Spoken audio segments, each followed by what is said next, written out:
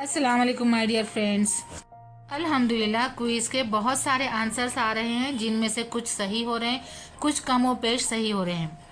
Quiz का question number 3 था कि डिस्क्राइब फैट, यानी कि फैट के बारे में मालूमात दीजिए। तो चले देखते हैं उसका जवाब। फैट माने चर्बी, वही चर्बी जो जानवर के गोश्त में भी होती है, बादामी कलर की, जिसे हम चिकना भी कहते हैं। फैट पानी में हल नहीं होता, इसी वजह से वो खून में भी हल नहीं होता, लेकिन ये बहुत फायदे की चीज है। जिस तरह हम मशीन में ऑयल डालते हैं ना कि वो स्मूथली चल सके, अपना फंक्शन अच्छे से कर सके, उसी तरह फैट भी हमारे जिस्म को स्मूथली और सही तरीके से हरकत करवाने के लिए बहुत ज़रूरी है। फैट सिर्फ इंसान या जानवर के जिस्म में ही नहीं होता है, बल्कि हरे पत्तों में, अनाज में, बीजों में, अंडे में, डार्क चॉकलेट में, मछली में और ड्राई फ्रूट्स में भी होता है। हम लोगों का ऐसा मानना है कि फैट बहुत बुरा होता है, लेकिन असल में फैट अच्छा भी होता है और बुरा भी होता है। फैट का दूसरा नाम कोलेस्ट्रॉल है। कोलेस्ट्रॉल अच्छा भी होता है, जिसे HDL कहा जाता है, यानी कि गुड कोलेस्ट्रॉल, और कोलेस्ट्रॉल बुरा भी होता है, जिसे LDL कहा जाता है, यानी कि बैड कोलेस्ट्रॉल।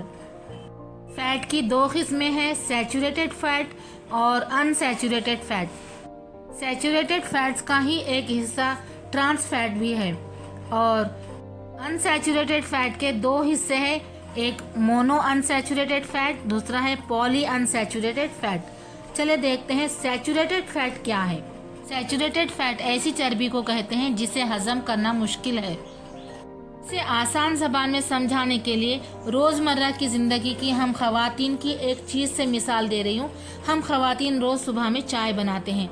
चाय बनाने के लिए हम शक्कर, पत्ती, दूध और पानी का इस्तेमाल करते हैं। शक्कर और दूध आपस में मिल जाते हैं, और जैसे जैसे गैस की वजह से भगोने का टेम्परेचर बढ़ता है, भगोने में गर्मी बढ़ती है, तो पत्ती में से कुछ पत्ती भी निकलकर दूध और शक्कर में मिक्स हो जाती है, जिसकी वजह से उनका कलर और जायका बदल जाता है।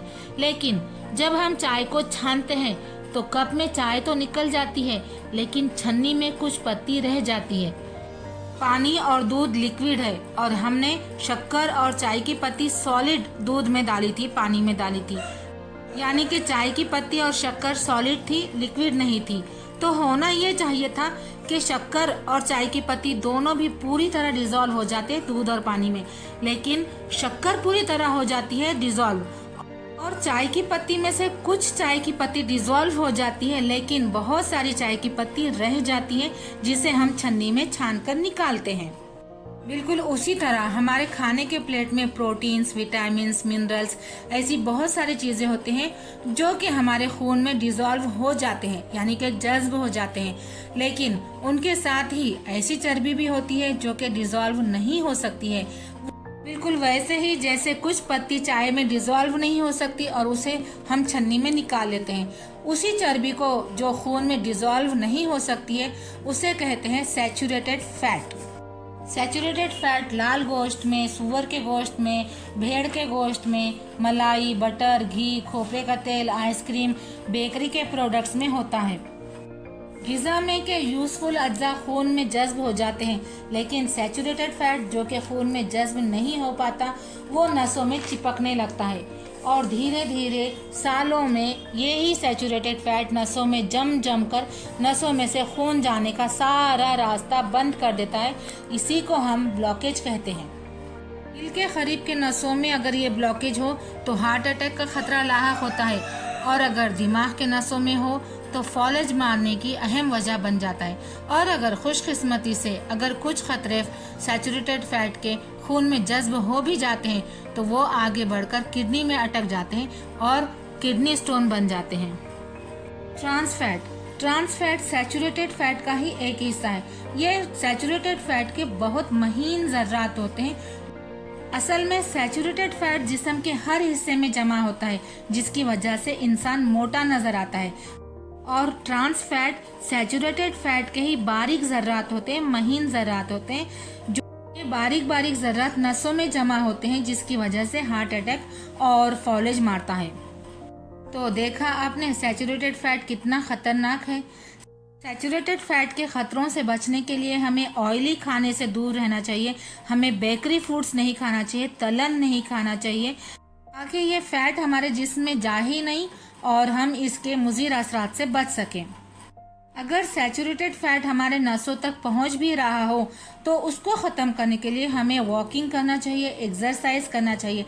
जिस तरह गर्म पानी से चिकने बर्तन धोने से बर्तन की चिकनाई निकल जाती है, उसी तरह एक्सरसाइज करने से सैचुरेटेड फैट पसीने के ज़रिए निकल जाता है। अब देखते हैं अनसैचुरेटेड फैट। अनसैचुरेटेड फैट बहुत अच्छा फैट होता है। अनसैचुरेटेड फैट हमारे जिस्म के लिए बहुत ज़रूरी होता है।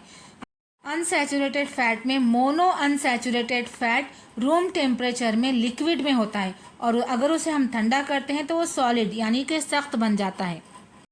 ये हरे पत्तों में, ड्राई फ्रूट्स में, एवोकाडो में और वेजिटेबल ऑयल्स में होता है और ये बैड कोलेस्ट्रॉल को कम करने में भी मददगार साबित होता है। पॉली अनसैचुरेटेड फैट में ओमेगा 3 और ओमेगा 6 होते हैं। ये हमारे दिमाग के फंक्शंस के लिए, दिमाग के काम के लिए बहुत ज़रूरी है। ये हमें मिलते हैं मछली में और मछली के तेल में और कुछ हद तक नबातात में भी ये फैट मौजूद होता है।